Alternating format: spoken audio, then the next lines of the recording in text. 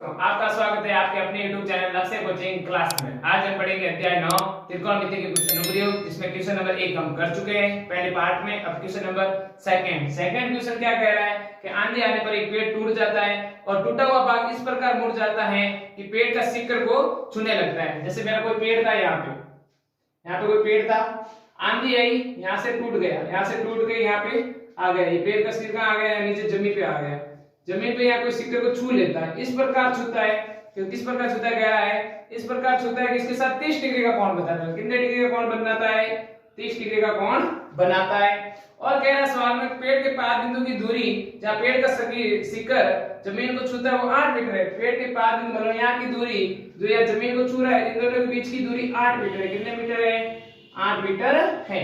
और सवाल में कह रहा है पेड़ की ऊंचाई ज्ञात कीजिए। तो हमें ज्ञात क्या करना है? ज्ञात क्या करना है? तो ज्ञात हमें करना है पेड़ की ऊंचाई। ज्ञात क्या करना है? पेड़ की ऊंचाई, ये हमें ज्ञात करना है।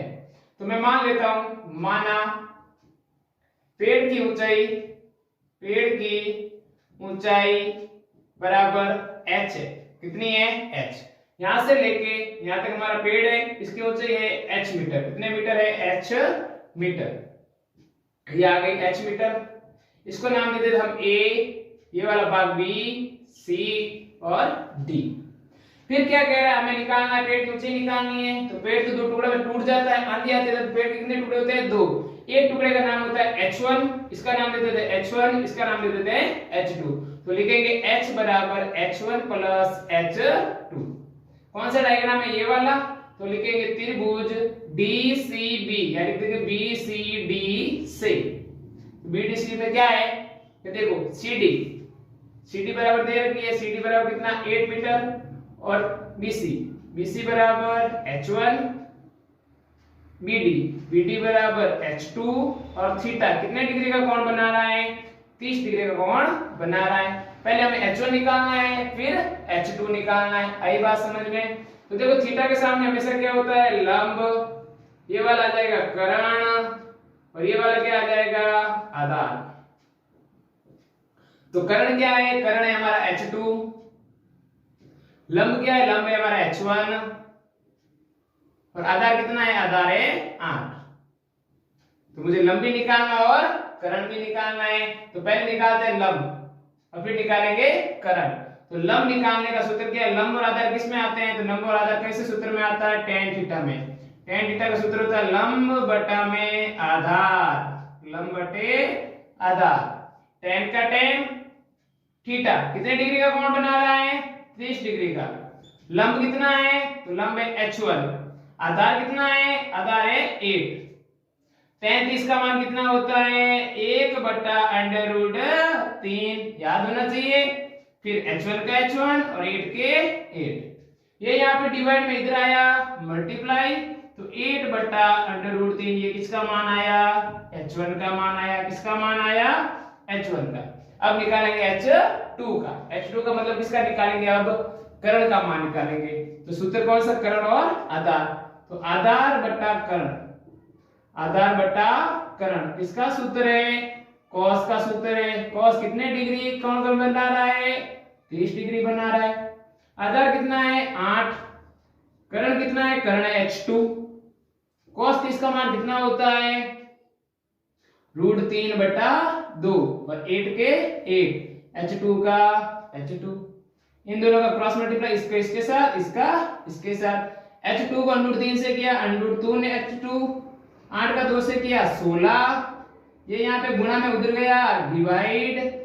ये किसका मान आया? h2 का मान आया। किसका मान आया? h2 का।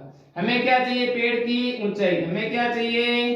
पेड़ की ऊंचाई h। पेड़ की ऊंचाई h क्या है? h1 plus h2।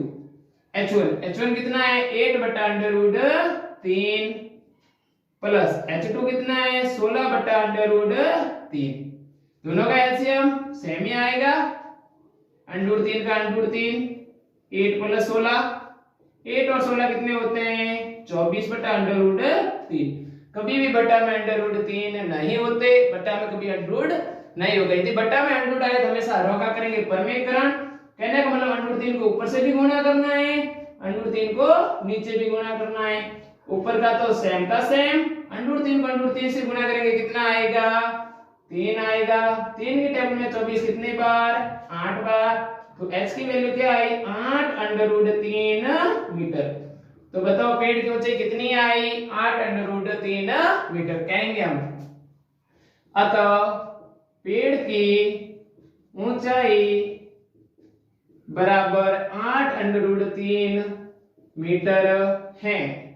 3 question number 3 में क्या कह रहा है, एक ठेकेदार है बच्चों को खेलने के लिए पार्क में 2 फिसल पट्टी लगाना चाहता है। फिसल पट्टी कितने लगाएंगे 2, एक तो 5 वर्ष से कम उम्र वाले बच्चों के लिए और एक 5 वर्ष से ज्यादा। तो क्वेश्चन के पार्ट बनेंगे 2, एक तो लिखेंगे 5 वर्ष से कम उम्र, 5 वर्ष से कम आयु वाले बच्चे, 5 वर्ष से कम आयु के लिए, और एक लिखेंगे 5 वर्ष से ज्यादा आयु वाले बच्चे। ठीक है, क्वेश्चन में क्या कह रहा है, एक 5 वर्ष से कम और एक 5 वर्ष से ज्यादा 2 फिसल पट्टी लगाना चाहता है जिसके शिखर का उन्नयन कोण 1.5 मीटर की ऊंचाई पर और भूमि के साथ 30 डिग्री पर झुका हुआ है। तो छोटे वाले बच्चों के लिए क्या है कि 1.5 मीटर की ऊंचाई है और कितने डिग्री के कोण पे झुका हुआ है 30 डिग्री कोण पे झुका हुआ है। ये तो छोटे बच्चों के लिए। अब बड़े बच्चों की बात करें तो बड़े बच्चों की बात कर रहे हैं तो बड़े उम्र वाले बच्चों के लिए 3 मीटर की ऊंचाई तथा एक अधिक ढाल की फिसल पट्टी लगाना चाहता है, भूमि के साथ 60 डिग्री का कोण बनाता है। तो बड़े बच्चों के लिए ऊंचाई कितनी कर दी है 3 मीटर ऊंचाई है, कितने डिग्री फिसल पट्टी ऐसी तो होती है, कितने डिग्री का कोण बना रही है 60 डिग्री का कोण बना रही है। कितने डिग्री का कोण बना रही है 60। फिर कह रहा है फिसल पट्टी की लंबाई ज्ञात कीजिए। तो मान लेते हैं, माना फिसल पट्टी की लंबाई बराबर x मीटर है। फिसल पट्टी की लंबाई कितने मीटर है x, छोटे बच्चों के लिए यहां से लेके ये वाली लंबाई x मीटर है। तो इसको इसे बड़े में मान लेते हैं, तो इसमें भी लिखते हैं माना बड़े बच्चों के लिए फिसल पट्टी की लंबाई बराबर y मीटर है। तो ये वाली कितनी हो गई y मीटर है। आगे बात समझ में यहां तक। अब देखो हमें एक तो x की वैल्यू निकालनी है, एक y की वैल्यू निकालनी है। तो कैसे निकालेंगे, तो यहां देखो इसका नाम दे देते हैं a b c, 90 डिग्री कौन बन रहा है। थीटा के सामने हमेशा क्या होता है लंब, 90 डिग्री के सामने कर्ण, और ये जो पीछे बच गया ये क्या आ गया आधार। हमें निकालना है x की वैल्यू मतलब कर्ण निकालना है। ये क्या रखा है लंब, तो लिखेंगे लंब बराबर AB कितना है 1.5 मीटर। और कह रहा है फिसल पट्टी की लंबाई ज्ञात करनी है, तो ज्ञात क्या करना है कर्ण, बोले तो x की वैल्यू निकालनी, किसकी वैल्यू निकालनी है x की वैल्यू निकालनी। लंब और कर्ण किसके सूत्र में आते हैं, तो सूत्र देखो लंब बटा कर्ण, लंब बटा कर्ण किसका सूत्र है साइन का सूत्र है। किसका सूत्र है साइन का साइन थीटा कितने डिग्री कोण बना रहा है 30 डिग्री।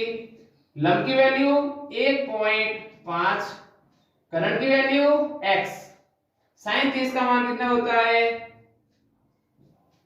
1/2, 1.5 का 1.5 और x का x, क्रॉस मल्टीप्लाई इसका इसके साथ इसका इसके साथ, x को 1 से मल्टीप्लाई किया x, 2 का मल्टीप्लाई 1.5 के साथ, 2 को 1.5 से मल्टीप्लाई करेंगे कितना मीटर आएगा 3 मीटर। तो छोटे बच्चों के लिए फिसल पट्टी की लंबाई कितनी हो गई, अतः फिसल पट्टी की लंबाई किसके लिए छोटे बच्चों के लिए, अतः फिसल पट्टी की लंबाई बराबर 3 मीटर होगी। अब बड़े बच्चों के लिए देखते हैं, तो बड़े में ऐसा कैसा सेम टू सेम क्वेश्चन है। इसका नाम ए दे देते हैं बी, ए बी की जगह पी क्यू ले लेते हैं, पी क्यू आर, ये बनकर 90 डिग्री। थीटा के सामने लंब, 90 डिग्री के सामने कर्ण, वैल्यू किसकी निकालनी है कर्ण की, तो लिखेंगे लंब बराबर, लंब का नाम क्या है आर क्यू, बराबर कितने मीटर है 3 मीटर है। किसकी वैल्यू निकालनी? कर्ण की। कर्ण की जगह कितना है? y metre. तो निकालते हैं। सूत्र लंब बटा कर्ण साइन थीटा बराबर होता है लंब बटा कर्ण। कैसे पता चला साइन लगेगा? क्योंकि लंब है, कर्ण है, कर्ण की वैल्यू निकालनी, लंब की दे रखी है।